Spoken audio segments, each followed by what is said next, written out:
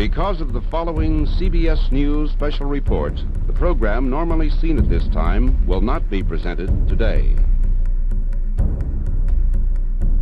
Nowhere in the world today are we more aware of the inseparability of the problems of a people involved in fighting a war and building a nation than in Vietnam.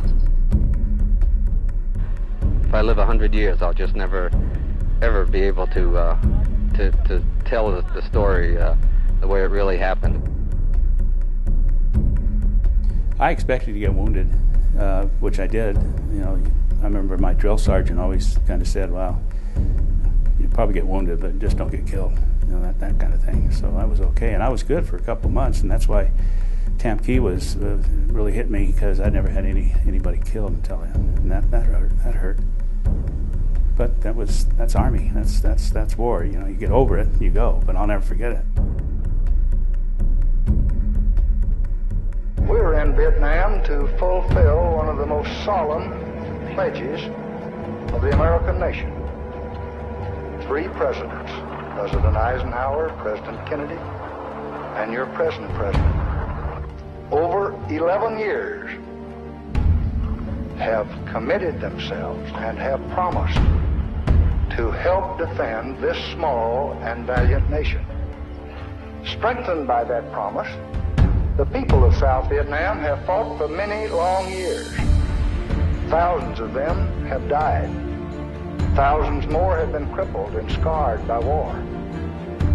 And we just cannot now dishonor our word, or abandon our commitment, or leave those who believed us and who trusted us to the terror and repression and murder that would follow. This then, my fellow Americans, is why we're in Vietnam.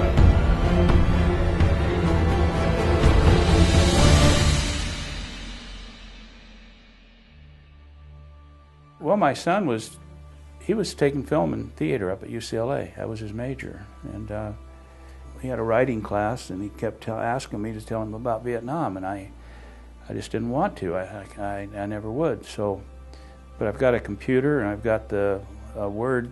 I learned how to use it, and I started to put it down on paper, what I went through. And Tam Ky has always been pretty much the highlight. I was pretty well gung-ho the first few months, but Tam Ky, honestly, to be honest with you, took the wind out of my sail.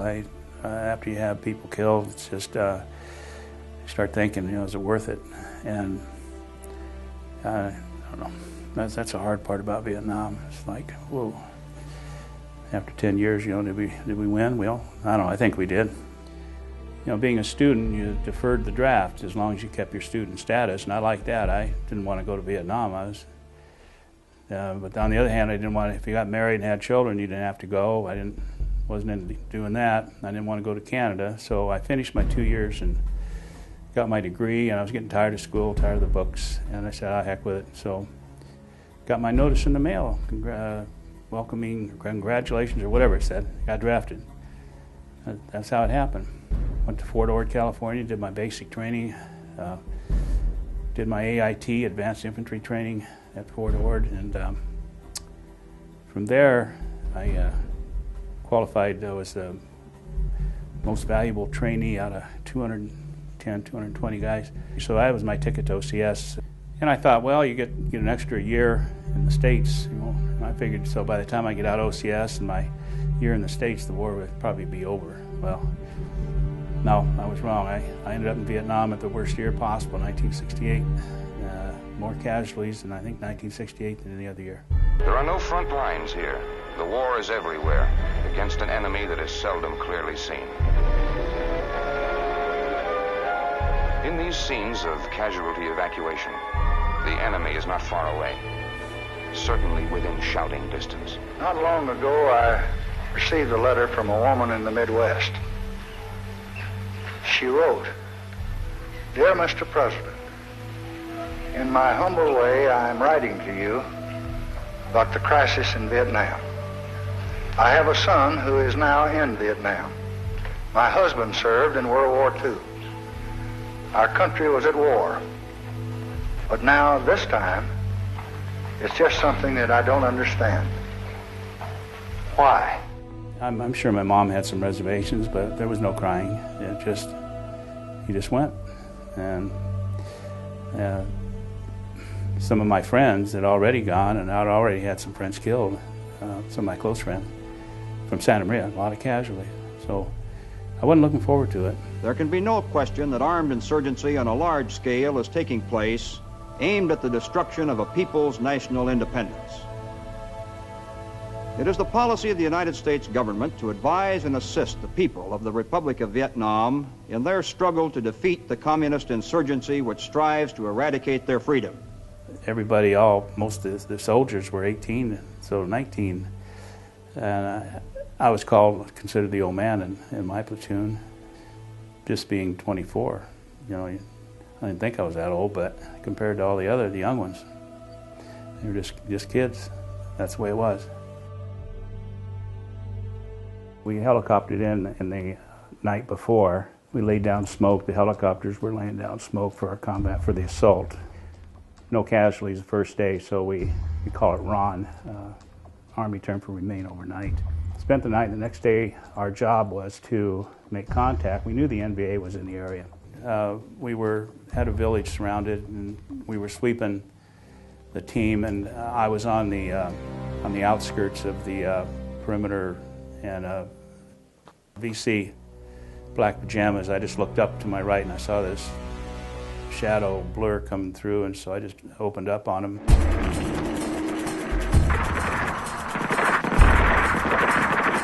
Killed him right there, and myself and another Lieutenant Elliott, he also put about 50 rounds into this guy's torso. He had so many bullets in him that I went up to check to see if he was dead, and I kicked him in the chest, and my foot went all the way in, and there were no ribs left. It's like a Raggedy Ann doll with broken glass in it. That was the first human I killed. I killed a lot of others, but not as directly. With the artillery and airstrikes and cobra strikes and sweeping places. I'd killed other people before, but not up close and personal like that.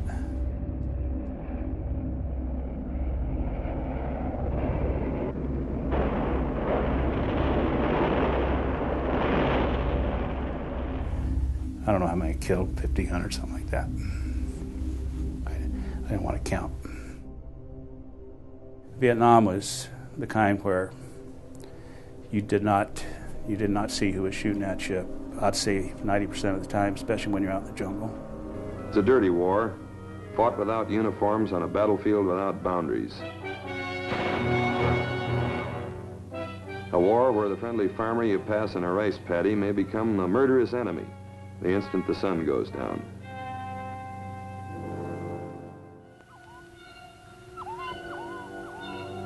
Some of the Viet Cong guerrillas are hardcore communists, prepared to die for a cause in which, unfortunately, they sincerely believe. I saw what didn't look right out in one of the rice paddies. It was just a bush, and it didn't look right. Well, it was an NBA out doing his thing, you know, taking a dump. So we took him under fire, and as soon as we did, then our position, they knew where we were, so we started taking fire. So we backed off. Backing up, my machine gunner got hit in the back, came out of his stomach. So it got pretty busy. We were taking a lot of fire. I was throwing my head around, dragging John, and I guess that's when my glasses came off sometime. My machine gunner was hit. I was ducking and dragging and throwing my head around, and just so many bullets were flying through the air, and you could hear the crack, crack, and I don't know how they just flew off. You know, I was moving. I was moving my head and bobbing, weaving, and they came off someplace. I don't know when, but I wasn't about to go find them. I just hunkered down with John. He had been hit. All we could pretty much do was just get down low. Otherwise, we would have been killed. So did the best I could to tape up John, used my field dressing, used his for the front and the back, and called in our positions. 680. 100. Start 680100. 6801. Man knew where we were, but getting to us was a problem, and I didn't realize it, but the captain had some tanks and some APC carriers with him, and it was a pretty rough jungle. There was clearings, but they had a hard time finding us, basically. And it was John's idea. He had a Zippo lighter, like we all carried. Most of us smoked. And he said, "Sir, why don't you try to light that hooch on fire?" And there was a little hooch not far away. And so I had the Grenadier. He was out of ammunition, and I was a little upset with him because he didn't carry his basic rounds. That's why I had to send a rifleman across the open area, and he got shot.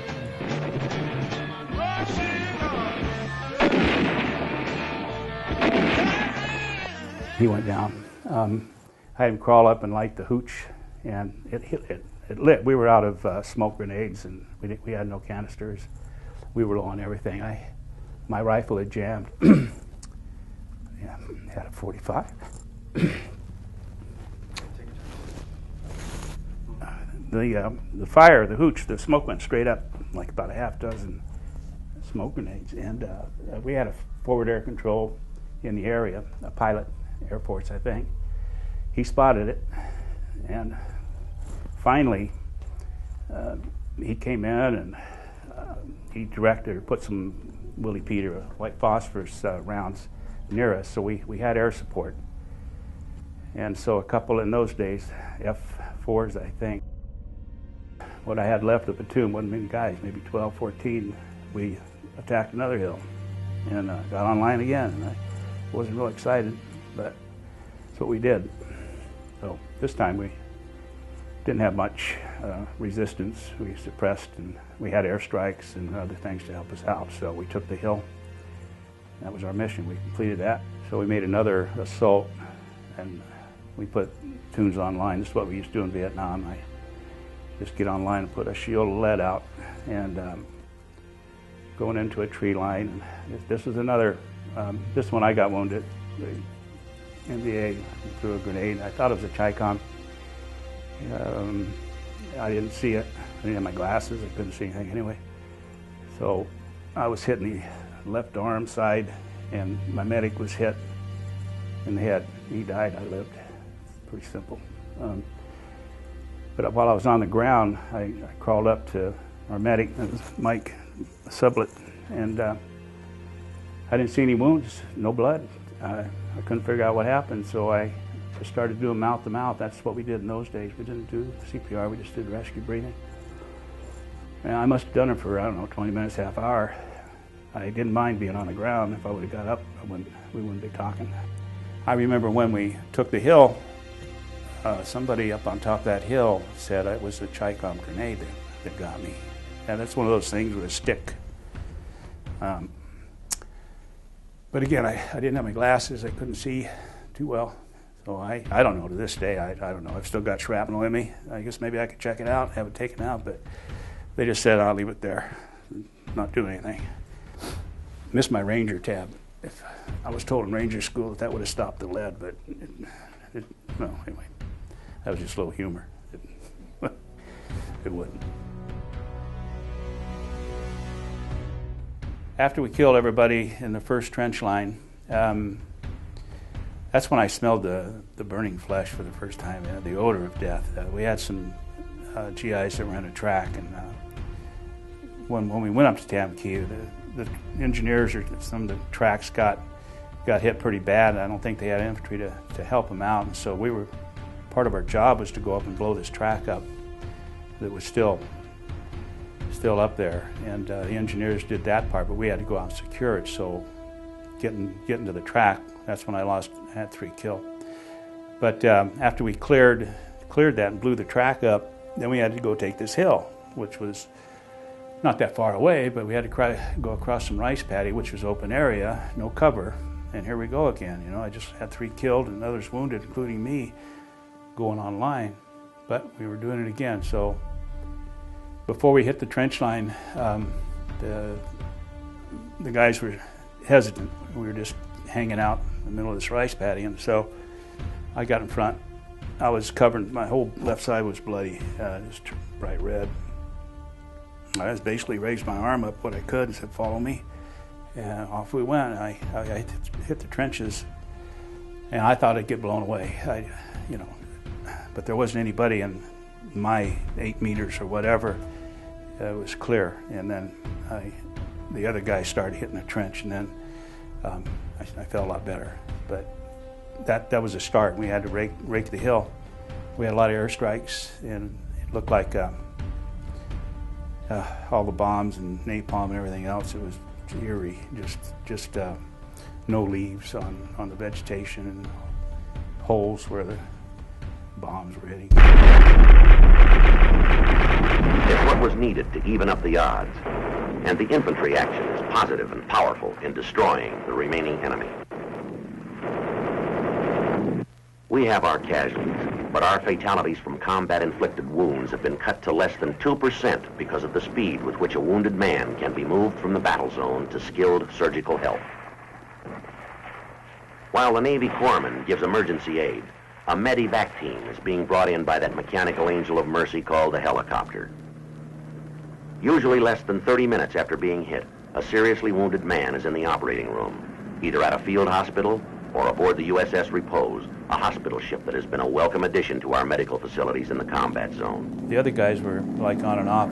Scotty got hit right between the eyes. It was just, he was gone like that. He didn't suffer. Heine Willis, at least 3 rounds through the torso. He was gone quick. Mark Ellsworth, machine gunner, half his face gone. They died quick, but John, he just bled out slow. But that's one thing I'll never forget that part. I was with him all the time. And he was alive. He didn't look very good, but he wasn't dead when I got him on the medic, when they took him away. But that's why when I called back to the rear that night, Sergeant Tom Lincoln, I asked how John was, and he said KIA, and I said, what? And he phonetically, Kilo India Alpha. So that hit me hard. Now the other guys, I'm sorry they're dead, but I couldn't have done anything about that. I could have done something about John. It's always tough with John especially. I told him I wouldn't let him die, and I let him down. I think our body count was over 300, but like I said,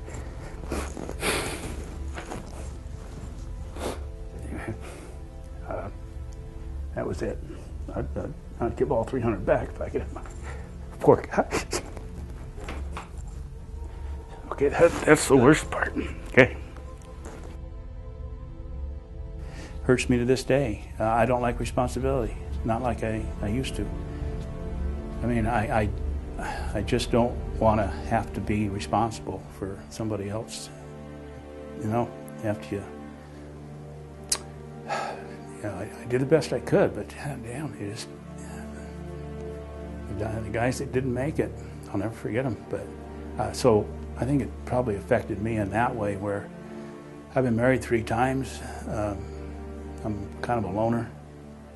I like to go out and have fun, and I have some friends, so it's not that I'm okay, but I just I don't like responsibility too much.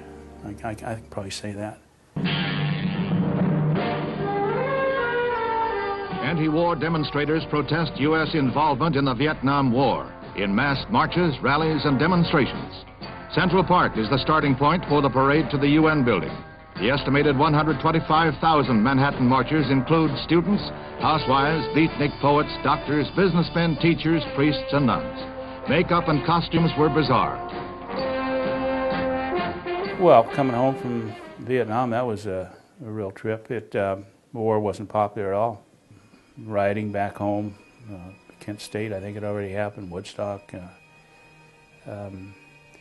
I couldn't wait to get out of my uniform because we were not popular, and that was not a good feeling. But even my own dad, there was a sticker on the bumpers that Yankee come home. That was my dad. He was a printer. He printed a sticker, Yankee come home. And he told me we didn't belong over there. That hurt a lot, because after what I've been through. But there were no parades, I'll put it that way. After 10 years, you know, did we win? Well, I don't know, I think we did.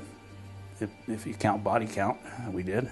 We killed a lot more of them than they killed of us, so we won in that way. But yeah, that was Vietnam. Pretty. Now here we go again in Afghanistan. That's not my war, so I don't know what's going to happen. This is the sort of thing, and all Americans in the area know it, with which we simply have to contend while we prosecute in company with the government and people of South Vietnam a contest against communism, which is of the highest importance to our national interest.